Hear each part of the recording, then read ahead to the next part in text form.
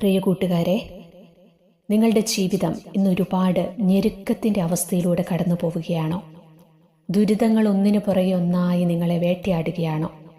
സഹനത്തിൻ്റെ തീച്ചൂളയിലൂടെ ഈ ദിവസങ്ങളിലൊക്കെ നിങ്ങൾ കടന്നു പോവുകയാണോ? എങ്കിൽ വിഷമിക്കേണ്ട, നിങ്ങൾക്കുള്ള മെസ്സേജാണിത്. ജീവിതത്തിലെ ചില തിക്താനുഭവങ്ങളിലൂടെ ദൈവം നമ്മെ കടത്തിവിടുന്നത് എന്തിനാണ്? ദൈവം നമ്മെ ഒന്ന് ഒതുക്കാൻ വേണ്ടിയാണ്, ശക്തിപ്പെടുത്താൻ വേണ്ടിയാണ്. യാക്കോബിൻ്റെ ജീവിതം തന്നെ ഉദാഹരണമായിട്ടൊന്നെടുത്തേ. ചതിയനായ യാക്കോബിൻ്റെ ജീവിതം ദൈവം പിന്നീട് മാറ്റി എഴുതുന്നുണ്ട്. ലാബാന്റെ കൊടും ചതിക്ക് വിധേയനാകുന്നുണ്ടയാൾ. പക്ഷേ പീഡാനുഭവങ്ങൾക്ക് ശേഷം പുറത്തു വരുന്ന യാക്കോബ് പിന്നീട് തീയാണ്. ജോർദാൻ കടന്നുപോയ യാക്കോബല്ല പിന്നെ തിരികെ വരുന്നത്. അതിശക്തനായിട്ടാണ്. ഇസ്രായേലിനെ ദൈവം കഠിനമായ പരീക്ഷണങ്ങളിലൂടെ കടത്തിക്കൊണ്ടുപോയത് 20 വർഷമാണ്. നിങ്ങളുടെ കുടുംബത്തിൽ ഭാര്യ, ഭർത്താവ്, അല്ലെങ്കിൽ മക്കൾ, മാതാപിതാക്കൾ, ഈ അഗ്നിപരീക്ഷയ്ക്ക് വേണ്ടി ദൈവം കാത്തുവച്ച ചില ജീവിതങ്ങളാണ്.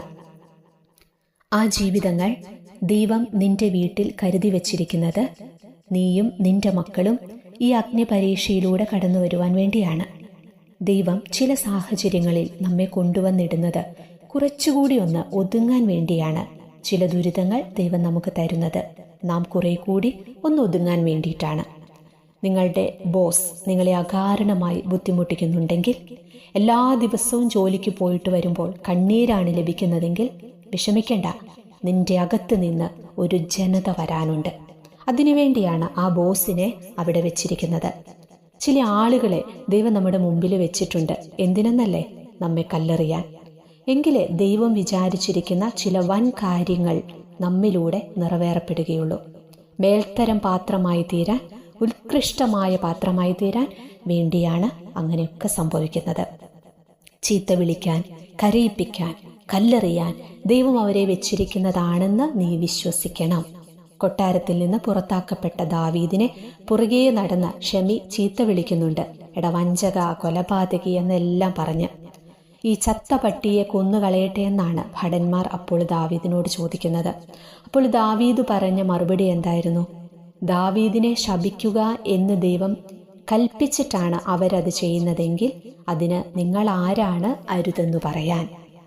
നിങ്ങളുടെ ജീവിത പങ്കാളി, മക്കൾ, ഇവരൊക്കെ കുറെ കൂടി മെരുങ്ങാനുണ്ടെന്നേ. അവർ മെരുങ്ങുന്നതിനൊപ്പം നിങ്ങളും മെരുങ്ങപ്പെടും.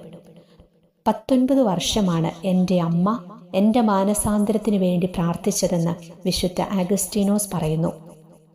ആദ്യത്തെ മിനിറ്റിൽ തന്നെ ദൈവം എൻ്റെ അമ്മയുടെ പ്രാർത്ഥന കേട്ടു. സ്വർഗം അത് എഴുതി വെക്കുകയും ചെയ്തു. പക്ഷേ അഗസ്റ്റീനോസിന്റെ മാനസാന്തരം ഉണ്ടാവാൻ 19 വർഷം വേണ്ടി വന്നു. എന്തുകൊണ്ട് എന്നല്ലേ? ആ 19 വർഷത്തിനിടയിൽ കത്തോലിക്ക സഭയിൽ വിശുദ്ധനായ ഒരു അഗസ്റ്റീനോസ് മാത്രമല്ല, വിശുദ്ധയായ മോനിക്കയും ഉണ്ടായി. അതായത് മകന്റെ മാനസാന്തരം വൈകുന്നത് അമ്മേ നീയും കൂടി ഒന്ന് മാനസാന്തരപ്പെടാൻ വേണ്ടിയാണ്. മകളുടെ മാനസാന്തരം വൈകുന്നത് അമ്മേ നീയും കുറച്ചുകൂടി ഒന്ന് മെരുങ്ങാൻ വേണ്ടിയാണ്. യാക്കോബിന്റെ ദൈവമെന്ന് എത്രയോ തവണ നാം ബൈബിളിൽ വായിക്കുന്നുണ്ട്. എങ്ങനെയാണ് യാക്കോബ് ഇങ്ങനെ പരാമർശിക്കപ്പെടാൻ യോഗ്യത നേടിയത്? മാനനഷ്ടത്തിന്റെ, അപമാനത്തിന്റെ, കൊലച്ചതിയുടെ 20 വർഷങ്ങളെന്നാണ് അതിനുത്തരം. ഈ 20 വർഷങ്ങളാണ് യാക്കോബിനെ ഇസ്രായേലായി മാറ്റിയത്. നമ്മുടെ ജീവിതത്തിൽ ദൈവം അനുവദിക്കുന്ന ഞെരുക്കത്തിന്റെ കാലം നമ്മളെയും നമ്മുടെ തലമുറയെയും രൂപപ്പെടുത്താനുള്ള ദൈവിക പദ്ധതിയുടെ ഭാഗമാണ്. അതുകൊണ്ട് ദുരിതങ്ങളിലൂടെ കടന്നു പോകുമ്പോൾ നാം അറിയണം, നാം അനുഗ്രഹിക്കപ്പെട്ട ഒരു ജനതയ്ക്ക് വേണ്ടി ഈറ്റുനോവ് അനുഭവിക്കുകയാണ്, പ്രസവ വേദന അനുഭവിച്ചുകൊണ്ടിരിക്കുകയാണ്. അതുകൊണ്ട് ഒരിക്കലും തളരരുത്. വലിയ നിരാശയിലും കുറ്റബോധത്തിലുമൊക്കെ കഴിയുന്ന, എല്ലാം തകർന്നു ഇനി ഒരു ഉയർത്തെഴുന്നേൽപ്പില്ല എന്ന് കരുതി ജീവിക്കുന്ന മക്കൾ നിങ്ങളുടെ പരിചയത്തിലുണ്ടെങ്കിൽ അവർക്ക് ഈ മെസ്സേജ് ഒന്ന് അയച്ചു കൊടുത്തേക്കണം കേട്ടോ. ഈശോ അവരെ ആശ്വസിപ്പിക്കട്ടെ. ഇന്നലെ ഒരു കുട്ടി എനിക്ക് അയച്ച മെസ്സേജ് ഇങ്ങനെയായിരുന്നു.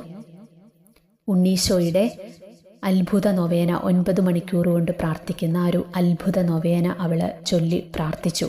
അവൾക്ക് വന്ന ഒരു കല്യാണാലോചന നടക്കാനായിട്ടായിരുന്നു അവൾ നിയോഗം വെച്ച് പ്രാർത്ഥിച്ചത്. പക്ഷേ ആ കല്യാണാലോചന അത് നടന്നില്ല, മാറിപ്പോയി. അതുമൂലം ആ കുട്ടി വലിയ നിരാശയിലായിപ്പോയി. ഇത്രയും പ്രാർത്ഥിച്ചിട്ട് എന്തുകൊണ്ടാണ് ആ വിവാഹം നടക്കാതെ പോയത്? ഈ ഒരു ചിന്ത അവളെ വലിയ നിരാശയിലേക്ക് കൊണ്ടുപോയി. ആ മകൾ ഇന്ന് ഈ മെസ്സേജ് കേൾക്കുമോ ഇല്ലയോ എന്ന് എനിക്കറിയില്ല കേട്ടോ.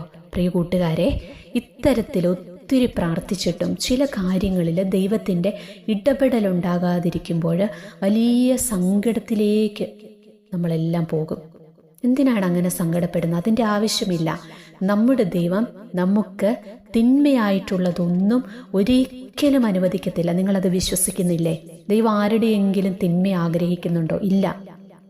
ആ വിവാഹം മാറിപ്പോയതിൽ ദൈവത്തിന് വ്യക്തമായ ചില പദ്ധതികൾ കാണും. അത് അവളുടെ നന്മയ്ക്കുള്ള പദ്ധതി തന്നെയാണ്. ഇതിലും ശ്രേഷ്ഠമായ മറ്റൊന്നായിരിക്കും ദൈവം അവൾക്കായി കരുതി വച്ചിരിക്കുന്നത്.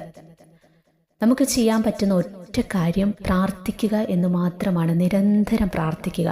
നമ്മൾ യാചിക്കുന്ന കാര്യം ദൈവേഷ്ടപ്രകാരമുള്ളതാണെങ്കിൽ ഈശോ ആ പ്രാർത്ഥന കേട്ട് നമ്മെ അനുഗ്രഹിച്ചിരിക്കും. ചില കാര്യങ്ങൾ നടന്നു കിട്ടാൻ ഒരുപാട് തടസ്സങ്ങളും ബുദ്ധിമുട്ടുകളും കാലതാമസവും എടുക്കുമ്പോൾ നിരാശപ്പെടരുത്. കൂടുതൽ നന്മയായിട്ടുള്ളത് നമുക്ക് നൽകാനാണ് ഈശോ ഈ ഒരു പ്രതിസന്ധി നമുക്ക് അനുവദിച്ചിരിക്കുന്നത്. ചില കാര്യങ്ങളിൽ ഉത്തരം കിട്ടാൻ വൈകുമ്പോൾ ഓർത്തോ, അതിൻ്റെ സമയമായിട്ടുണ്ടാവില്ല. പക്ഷെ അതൊരു പക്ഷേ ദൈവഹിതപ്രകാരമുള്ളതായിരിക്കത്തില്ല നമ്മൾ ആഗ്രഹിക്കുന്ന ഒരു കാര്യം. അതുകൊണ്ട് പോസിറ്റീവായിട്ട് എല്ലാറ്റിനെയും കാണുക, എപ്പോഴും സന്തോഷത്തോടു കൂടി ഇരിക്കുക, ഇടവിടാതെ പ്രാർത്ഥിക്കുക, എല്ലാ കാര്യങ്ങളിലും നന്ദി പ്രകാശിപ്പിക്കുക. അപ്പോൾ ഈശോ നമ്മെ അനുഗ്രഹിക്കും.